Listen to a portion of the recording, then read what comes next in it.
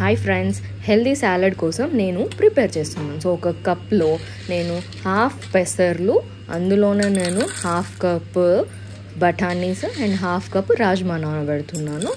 ఇది ఓన్లీ మా ఇద్దరికి అండి, అందుకే ఒక చిన్న కప్ సరిపోతుంది. ఆ తర్వాత నేను ఇందులో